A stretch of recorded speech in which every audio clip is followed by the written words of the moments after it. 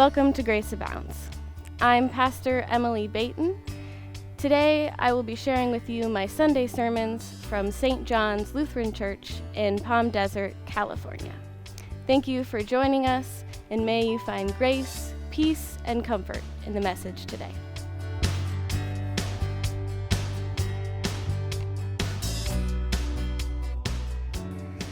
Today is our Sabbath, a day of rest and laying down of our burdens, so that we might worship as an assembly of believers, a day to gather, hear the word, partake in the meal, and then be sent out renewed. But why? Why Sunday? Why practice Sabbath in this way on this day? These are the questions I had after reading through the lessons for today. The theme of Sabbath and its practice evident throughout. Here is what I found when I dove into this rich tradition, some of which you'll probably find familiar, and maybe, as I did, some new understandings. The Sabbath begins at the beginning of the world itself, when God made the heavens and the earth and everything under the heavens and the earth. And then God did a remarkable thing. God rested.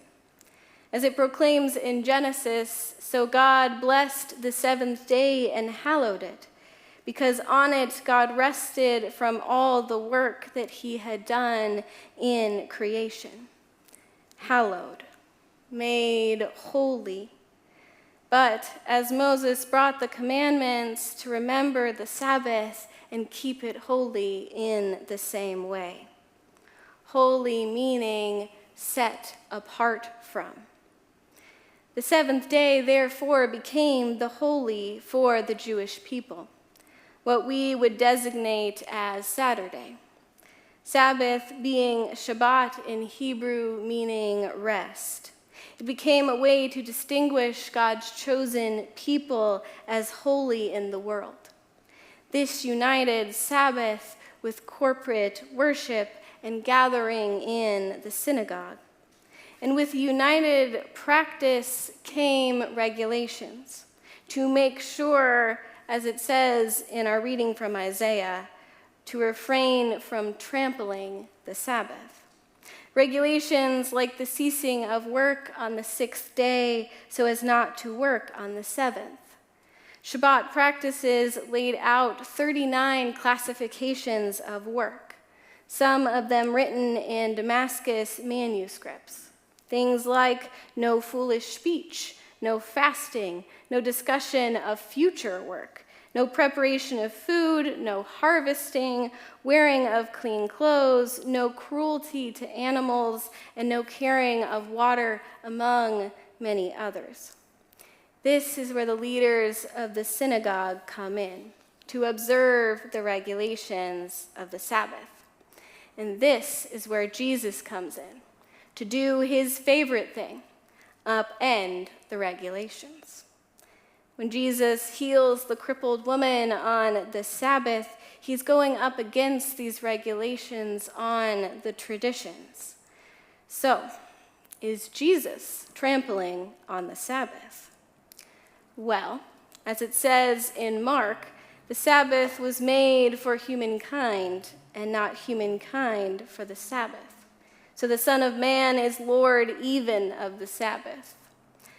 Not really possible for the Lord to trample on the day that the Lord created. However, it is possible for the Lord to trample on the human-made regulations of the Sabbath. What regulations do we put on this day for ourselves and for others? What criteria must we meet and feel we have to be? What qualifications do we set before you can walk through those doors? Holy means set apart, not set above. Jesus is doing more than merely disregarding the leader of the synagogue's declaration. Jesus is pointing out the leader's unjust superiority, the hypocrisy of claiming a day of rest to a woman who has never known relief. Jesus is going back to the day's true purpose, exemplifying the holiness of the Sabbath. And as it says in Isaiah, not pursuing your own interests on my holy day, but to remove the yoke from among you and satisfy the needs of the afflicted. Jesus literally removes the burden from this woman that has been afflicted for so many years. For the Sabbath is a day of liberation, freedom from the burdens we carry while calling us to remove the oppression of others.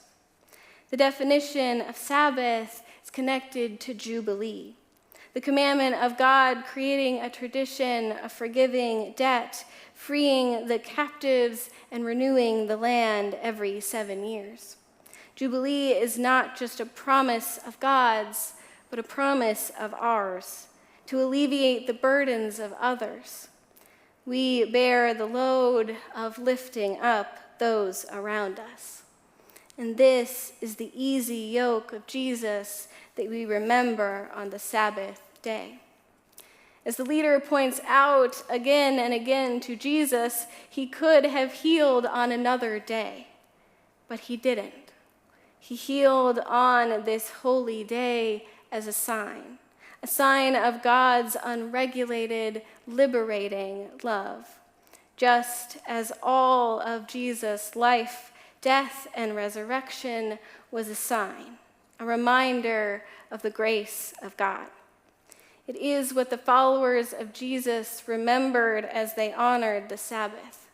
They kept the traditions of their ancestors, the women at the tomb waiting until after the Sabbath, the first day of the week, to anoint Jesus' body. The first day of the week being a motif seen again and again in the New Testament, as this is also when Jesus meets Mary Magdalene, appears in the upper room to the disciples, and on the road to Damascus, where he is made known in the breaking of the bread.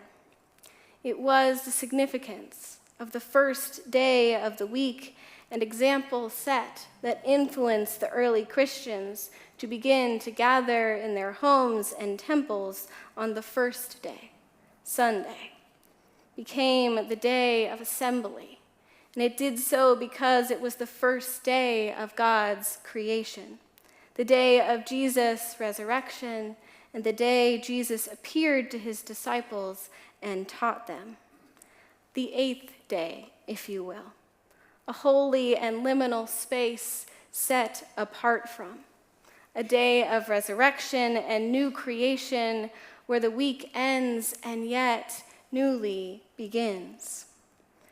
So why do we gather on the Sabbath? For tradition? Yes. For community? Yes. For renewal? Absolutely.